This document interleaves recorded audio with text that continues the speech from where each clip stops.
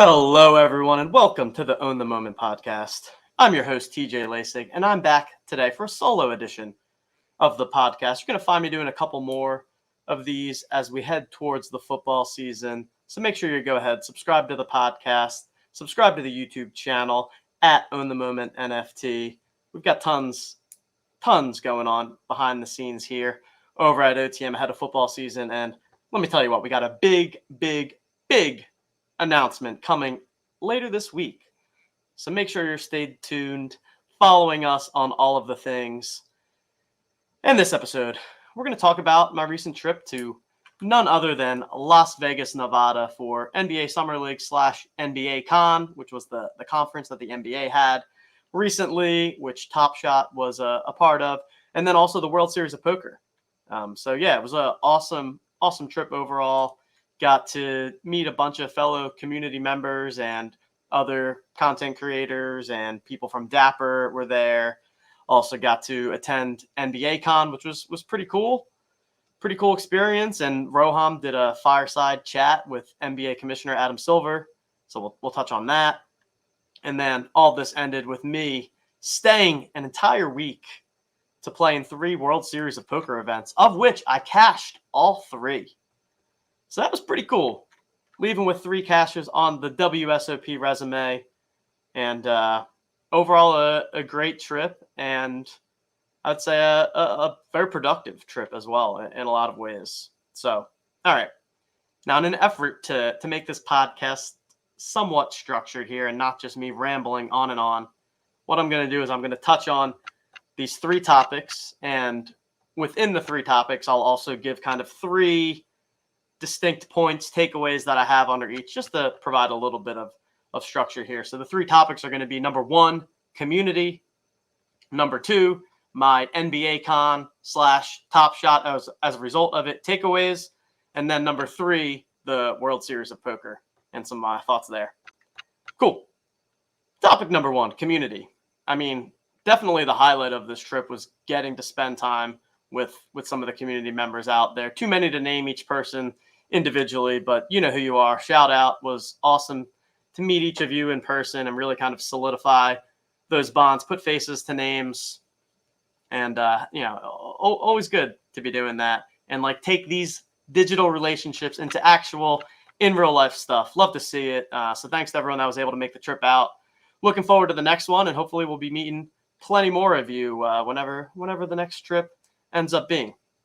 Now, when it comes to community, I got 3 takeaways here. Number 1, community is king. I'd say of all the things that I've kind of experienced and all the things I've learned over the past 2.5 years, like I always come back to community as the glue that really holds it all together. And, it's a thing that sounded cliche once upon a time, but like I think it's stood the test of time. And if nothing else, there's real community happening here. There's real bonds being built here. And I think that's something special.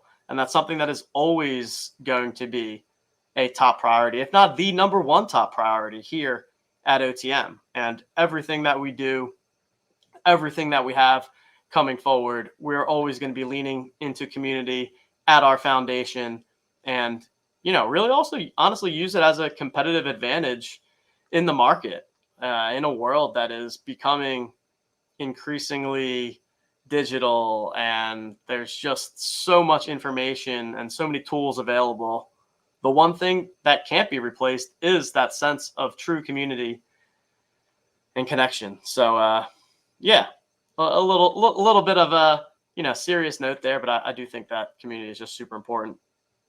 Number 2, a little bit of a fun double combo to that is that sports and gambling bring people together. Like that is just a fact. I mean, you see it at NBA Con. I saw it at the World Series of Poker.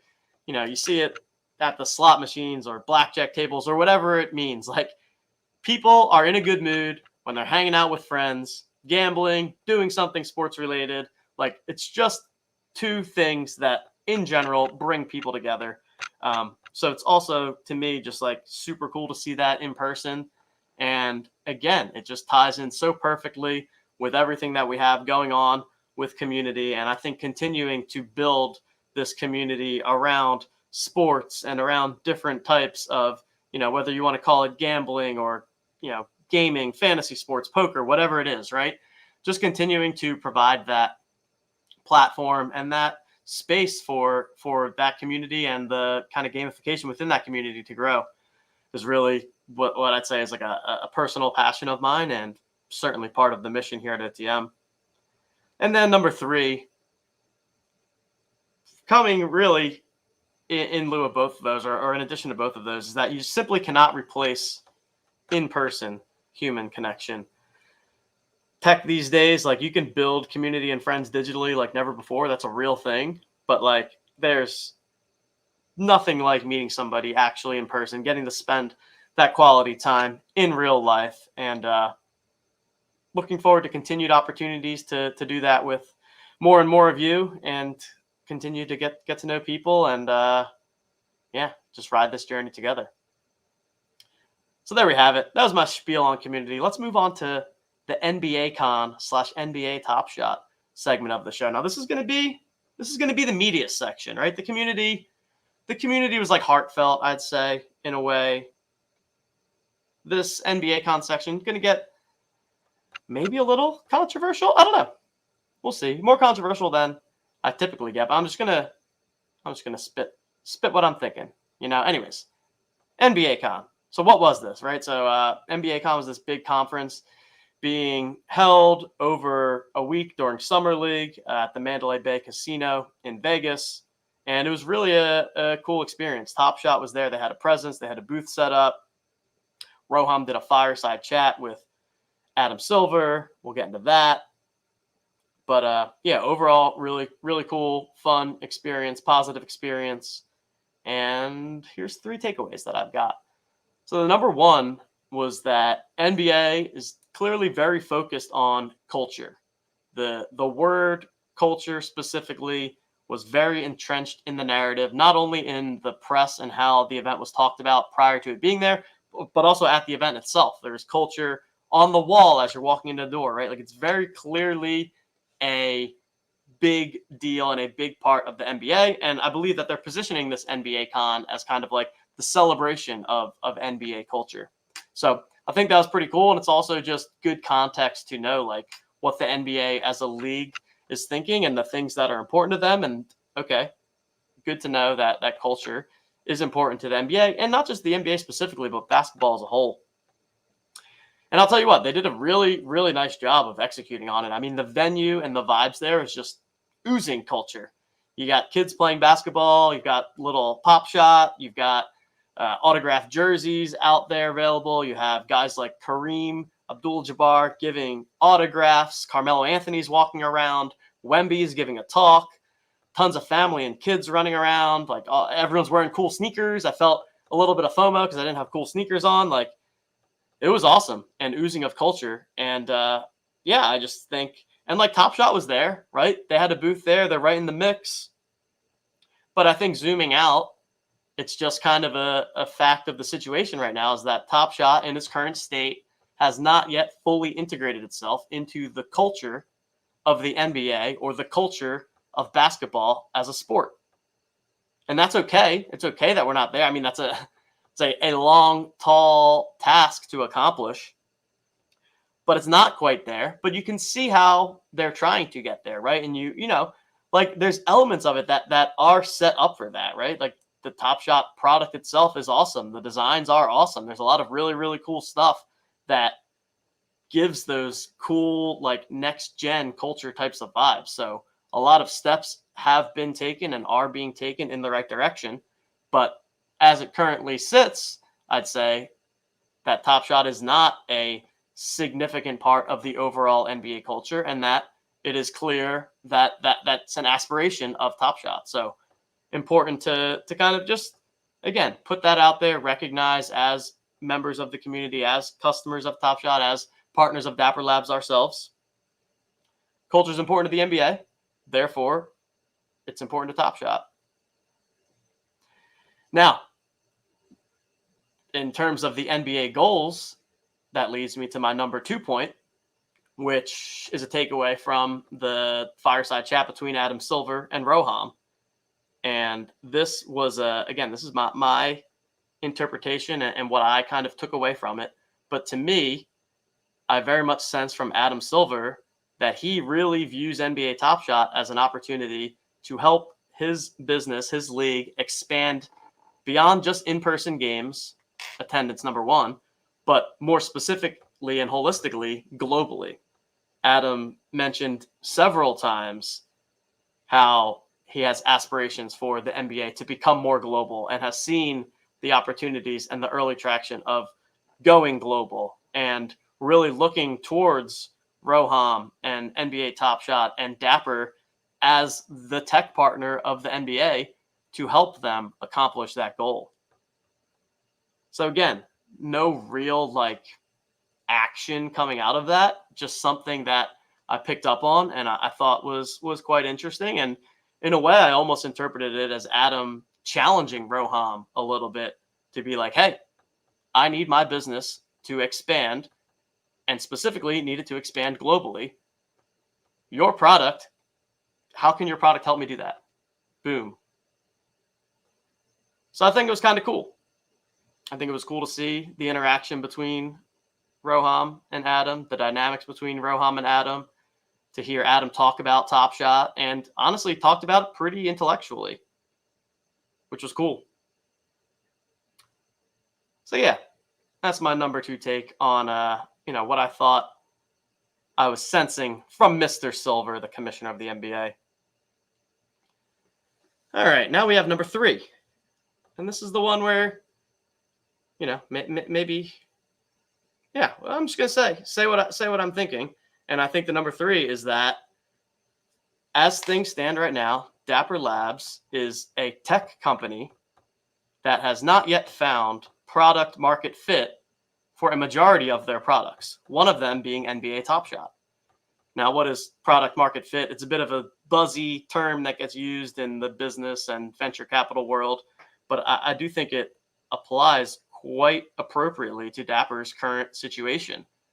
And also for the record, this isn't necessarily a bad thing, right? It just is a thing, and that's okay. But I think acknowledging it and talking about it is useful. Maybe not. But let's think about what Dapper has. They got an incredibly advanced tech stack. I mean, they have their own blockchain. They have their own developer language. They have something so advanced and so scalable that nobody else has, right? They have the who's who list of partners and licensing deals, whether it be the leagues like the NBA and the NFL, whether it be partners like Ticketmasters, right? They have all of these things. But what has not yet clicked is the connection between those things and customers and how we get from the awesome, innovative, scalable technology to a product that customers, real life customers in today's world want. And that's okay. I mean, again, that's a natural progression that businesses go through. And when we zoom out, Dapper Labs is a startup, right? They're super early in their journey. And I even think that I believe Noah, the NFL All Day GM, I don't want to put words in his mouth, but I'm pretty sure that he said this. He's mentioned product market fit when it comes to NFL All Day. I think it might have been on his podcast with LG at the First Mint. So I think that's great that they're acknowledging that and that they're aware of okay, we are trying right now to find that product market fit. But I also think us as customers need to understand that, or at least consider that maybe that's where they are in the journey, right? People want when marketing, when this, when that. But you can't really market and scale until you have that appropriate product market fit that is worth scaling. So it's prudent that they find that fit. And also, look, this is stuff that I'm happy saying publicly. I know I'm not, in the past, I'd say I haven't typically been one to speak out on any potentially controversial subjects. And I wouldn't even say that this is controversial, but had good conversations with a lot of Dapper folks there this past weekend. Talked with Jacob, with Dumbo, with Steve Baller's blockchain, some of the Kyle, the Dapper VIP guy, a couple other people. and, have good relationships there. It's always a pleasure to talk to those guys. And look, we're a proud partner of Dapper here at OTM, and we're going to continue to be a proud partner and, doing everything that we can to support all of this moving forward. But I don't know. It was just something that was on my mind, and I thought that I'd throw it out there and see if people agree. All right, the meat of the sandwich is complete. Let's go to the final stage. We got the dessert here, the World Series of Poker, the fun segment here of the show as we close things down. So, after the NBA conference on Saturday, on Sunday, I shifted focus to poker part of my trip. So Sunday morning, I registered for the $777 buy-in, Lucky Sevens, ended up cashing for $1,768, about $1,000 profit, which was cool. And but it was a bit of a journey. I'll tell you what, I made some rookie mistakes here at the World Series of Poker. So there's like, all right, first off, like poker is buzzing right now, right? Like things are booming. They were smashing records all World Series of Poker long. The main event this year, the $10,000 main event, got 10,043 entrants, the biggest of all time by a mile. And so I tried to register for the tournament the night before, but they overbooked it, so they closed registration. So long story short, I get up at like 7:30 the next morning. I'm the 10th person in line because they're opening registration at 8 o'clock. I get my ticket or whatever for late registration, and I'm like, cool. I go get breakfast. I'm hanging out because we don't start until 10 o'clock. I had 2 hours. Go get breakfast. Come back to find out that all I got was a ticket to wait in another line. So now I wasted all of that time and ended up waiting in line for like 3 hours to get into this tournament. I arrived at the casino at 7:30. I didn't sit down at my table until 1:30. But I won my first hand, and it was smooth sailing from there. So, had to pay my dues in my first tournament of the World Series. So that was the first one. That took place on Sunday. And then what I decided to do, as any true D-Gen gambler would do, I took my $1,700 that I cashed for, added another $800 to it, and decided to buy into the $2,500 No Limit Hold'em tournament. And this one was really a ton of fun. There was very, very skilled players in this tournament. Lots of strong European poker players that I was up against. But it was cool. I was pretty happy with how I battled against these guys and held my own. Tons of tough players. Survived through day one, made it to day two. Lasted, a good 2-3 hours into day two. Never quite got anything going. Ended up losing a coin flip with ace jack against pocket fives. But I'll tell you what, the guy that beat me, that knocked me out, he went on to win the bracelet and take down the whole tournament. So at least he put my chips to good use. And so that was the second tournament. And then I took a quick break and then registered the $600 Ultra Stack. Had some fun during this one. We were watching the main event on the screen as we went. We were having some beers at the table and ended up also squeaking into a min cash there. So it was really fun. Really good time, and fortunate to walk away with some winnings, walk away with 3 cashes. And like I said, poker's alive and well. It's a fun game. If anyone out there is a poker guru and you want to chat some poker, you can always hit me up. I'm always down to talk some poker, and we're running games over at Own the Moment as well. So if you haven't checked out our poker games before, join the Discord, and we got some poker games going. Anyways, there we have it. Fun, successful trip to Vegas. Wanted to get some of my thoughts out there. Wanted to share some of my stories. Now it's time to get back down, heads down, grinding as we head into football season. Hope you guys found this show entertaining, insightful, something. Going to be doing a couple more of these again. Lots of stuff going on. So stay tuned for a big announcement coming later this week. Make sure you're following us on Twitter at Own the Moment NFT. Make sure you're giving me a follow as well at TJL5124DFS. Check out Blitz Fantasy over at otmnft.com/blitz-fantasy. Really fun, cool, simple way to play both fantasy football and fantasy golf. And right now we've got daily giveaways going on. Jolly July is in full force. Daily giveaways happening in the Discord. So make sure you jump on in there. and find a way to win some best ball packs every day. All right, everyone. Thank you for tuning in. I'll be back next time. And until then, see ya.